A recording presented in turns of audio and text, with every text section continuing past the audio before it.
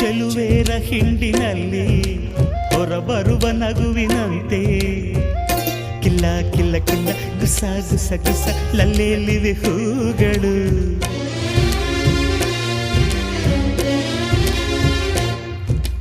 ಮುಂಜಾನೆ ನೀರಿನಲ್ಲಿ ಮುಳುಗೆದ್ದ ಹೆಣ್ಣ ಮೈಲಿ ನಿಂತ ನೀರಿನಂತೆ ಜಾರ ಮುತ್ತಿನಂತೆ ನೆಂದಾಡಿವೆ ಕಣ್ಗಳು.